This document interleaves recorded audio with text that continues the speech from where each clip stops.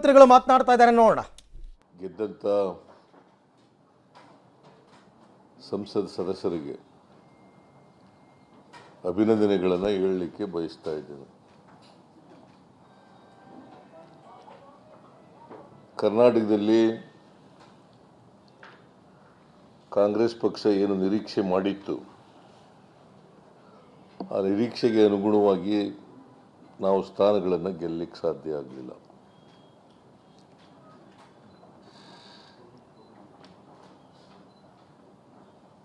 ನಾವು ಸುಮಾರು 15ರಿಂದ 20 ಸ್ಥಾನಗಳನ್ನು ಗೆಲ್ತೀವಿ ಅಂತ ಲೆಕ್ಕಾಚಾರ ಹಾಕೊಂಡಿದ್ದು.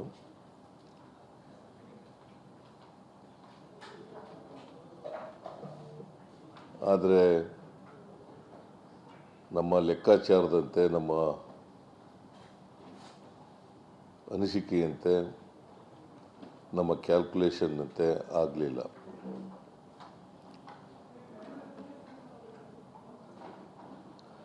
ಆದರೆ 2019ರಲ್ಲಿ ಒಂದು ಸ್ಥಾನವನ್ನು ಗೆದ್ದಿದ್ದು. ಈ ಸಾರಿ 9 ಸ್ಥಾನಗಳನ್ನು ಗೆದ್ದಿದ್ದೀವಿ.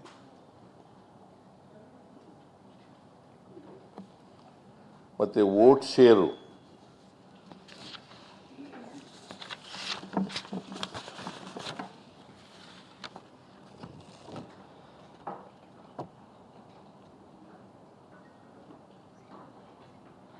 ಈ ಸಾರಿ ನಮಗೆ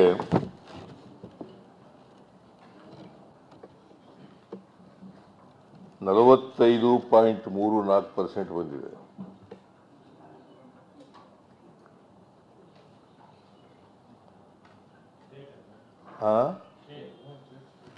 ಈ ವರ್ಷ ಸ್ಟೇಟಿಗೆ ಸೀಮಿತವಾಗಿ ಹೇಳ್ತಾ ಇದ್ದೀನಿ ನಾನು. 45.34. ಬಿಜೆಪಿಗೆ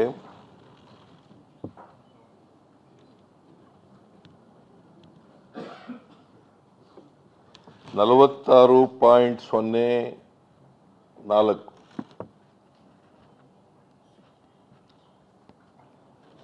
ಅಂದರೆ difference is less than 1%.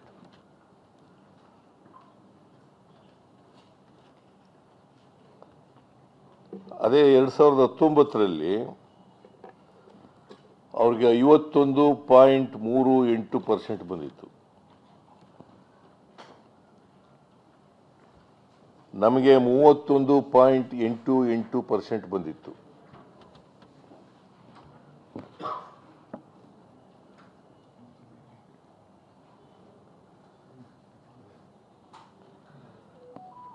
So ನಾನು 2019ಕ್ಕಿಂತ ನಮ್ಮ ಪರ್ಸೆಂಟೇಜನ್ನು ಹೆಚ್ಚು ಮಾಡ್ಕೊಂಡಿದ್ದೀವಿ. ವೋಟಿಂಗ್ ಶೇರು ಇದೆಯಲ್ಲ, ನಮ್ಮ ವೋಟಿಂಗ್ ಶೇರ್ ಹೆಚ್ಚಾಗಿದೆ. ಅವರು 51ರಿಂದ 51.38ರಿಂದ 46.04ಕ್ಕೆ ಬಂದಿದ್ದಾರೆ. ಅದು ಅಲಯನ್ಸ್ ಮಾಡ್ಕೊಂಡು, JDS ಜೊತೆ ಅಲಯನ್ಸ್ ಮಾಡ್ಕೊಂಡು, ಬಿಜೆಪಿ 46.04, ನಾವು 45.34, JDS 5.72, 5.72 ಅಂದರೆ ಎರಡು ಸೇರಿಸಿದ್ರೆ ಜಾಸ್ತಿ ಆಗುತ್ತೆ. ಆದರೆ ಹೋದ ಸಾರಿ JDS 2019ರಲ್ಲಿ 9.67% ತಗೊಂಡಿತ್ತು. 9.67%. ಅಂದರೆ ಎರಡೂ ಪಾರ್ಟಿಗಳಿಗೆ ಈ ಸಾರಿ ಪರ್ಸೆಂಟೇಜ್ ಆಫ್ ಪೋಲಿಂಗ್ ನಾವು ತಗೊಂಡ್ರೆ ಕಡಿಮೆ ಆಗಿದೆ.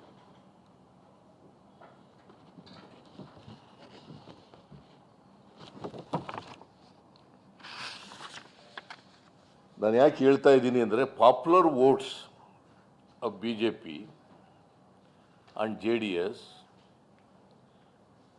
has been reduced when compared to 2019 Lok Sabha election. Our share in the polling is increased. That is my intention.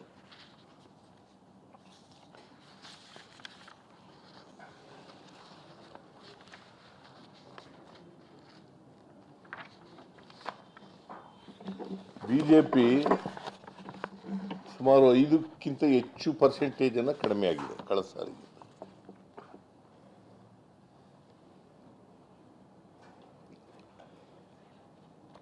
ನನಗಂತೇಳಿ ಭಾಳ ಹಿಗ್ಬಿಟ್ಟಿದ್ದೀನಿ ಅಂತಲ್ಲ, ಭಾಳ ಹಿಗ್ಗೋಗ್ಬಿಟ್ಟಿದ್ದೀನಿ ಅಂತಲ್ಲ. ನಾವು ನಮ್ಮ ನಿರೀಕ್ಷೆ ತಕ್ಕಂತೆ ಸ್ಥಾನಗಳನ್ನು ಗೆಲ್ಲಕ್ಕಾಗಿಲ್ಲ.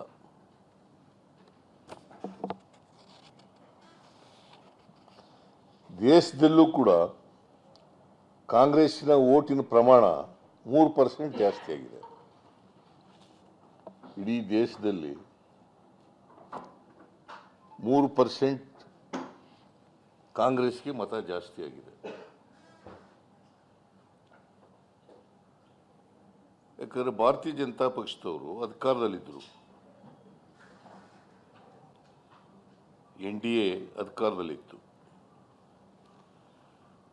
ಮತ್ತೆ ಎಲ್ಲರೂ ಕೂಡ ನರೇಂದ್ರ ಮೋದಿ ಅವ್ರ ಮುಖ ನೋಡಿ ವೋಟ್ ಕೊಡಿ, ನರೇಂದ್ರ ಮೋದಿ ಅವ್ರಿಗೆ ವೋಟ್ ಕೊಡಿ ಅಂತ ಕೇಳ್ತಾ ಇದ್ರು. ನರೇಂದ್ರ ಮೋದಿ ಅವ್ರ ಮುಖ ನೋಡಿ ವೋಟ್ ಕೊಡಿ ಅಂತ ಕೇಳಿದರು. 2019ರಲ್ಲಿ ಓಕೆ, ಕಳೆದ ಬಾರಿಗಿಂತ ಈ ಸರ್ತಿ ನಮ್ಮ ಸಾಧನೆ ಚೆನ್ನಾಗಿದೆ ಅಂತಕ್ಕಂಥ ಲೆಕ್ಕಾಚಾರವನ್ನು ಪರ್ಸೆಂಟೇಜ್ ಲೆಕ್ಕದಲ್ಲಿ ಸಿದ್ದರಾಮಯ್ಯನವರು ಹೇಳ್ತಾ ಇದ್ರು. ಅಫ್ಕೋರ್ಸ್ ನಂಬರ್ಸು ಇನ್ಕ್ರೀಸ್ ಆಗಿದೆ. ಕಳೆದ ಬಾರಿ 1 ಸೀಟ್ ಗೆದ್ದಿದ್ದವರು ಈ ಸರ್ತಿ 9 ಸೀಟ್ ಗೆದ್ದಿದ್ದಾರೆ. ಉತ್ತಮ ಫಲಿತಾಂಶ ಅಂತಕ್ಕಂಥದ್ದು. ಬಟ್ ಕೆಲವು ಲೆಕ್ಕಾಚಾರದಲ್ಲಿ ನಾವು ಎಡವಿದ್ದೀವಿ ಅಂತಕ್ಕಂಥದ್ದನ್ನು ಕೂಡ ಹೇಳ್ತಾ ಇದ್ದಾರೆ.